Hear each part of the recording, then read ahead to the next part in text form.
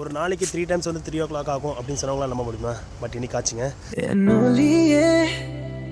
என் காதலியே நீ வந்த போட்டுதான் என் உள்ளம் சிரிக்க தொடங்குமே.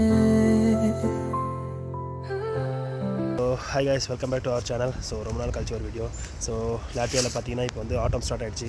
ஸோ பாருங்கள், ஃபுல்லாக ஊரே வந்து எல்லோயிஷாக இருக்குது. ஸோ அந்த இலெல்லாம் வந்து உளுந்து கொட்டி ஒரு மாதிரி ஊரே சூப்பராக இருக்குது. பட் இன்னொரு ஃபியூ மந்த்ஸ் கழிச்சு ஃபுல்லாக வின்டர் ஸ்டார்ட் ஆகிடும். ஸோ ஃபுல்லாக வெள்ளையில் இருக்கும். So coming to our point, இன்றைக்கி எப்படி 3 டைம்ஸ் வந்து 3 o'clock ஆச்சு அப்படின்னா, ஸோ நமக்கு சம்மரில் வந்து டே லைட் வந்து அதிகமாக இருக்கும். ஸோ நமக்கு இந்தியாவில் வந்து ஒரு 6 o'clock வந்து இருட்டுது அப்படின்னா, இங்கே இருட்டை வந்து நைட் வந்து ஒரு 10, 11 அந்த மாதிரி ஆகிடும். ஸோ விடியறதுக்கும் வந்து ஒரு ஏர்லி மார்னிங் ஒரு 4 o'clockலாம் விரிஞ்சிடும். ஸோ அதனால் வந்து டே லைட் சேவர் அப்படின்னு சொல்லிட்டு லைக் எப்படி சொல்கிறது, ஒரு 1 hour நம்ம முன்னாடி இருப்போம்.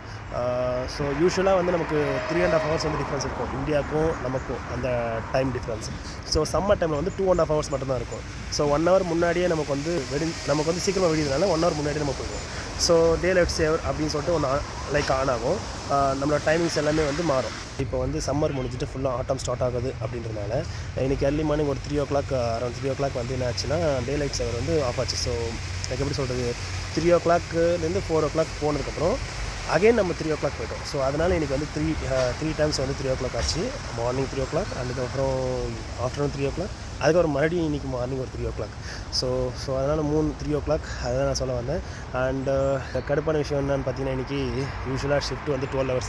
ஸோ இன்றைக்கி அந்த டே லைட் சேவர் ஆனதுனால நம்ம ஒரு 1 hour பின்னாடி போய்ட்டதுனால இன்னொரு 1 hour வந்து ஒர்க் பண்ண வேண்டிய சுச்சுவேஷன் வந்துச்சு. ஸோ அதுக்கு வந்து நமக்கு பே பண்ணுவாங்க, பட் ஸ்டில் கொஞ்சம் கடுப்பு தான்.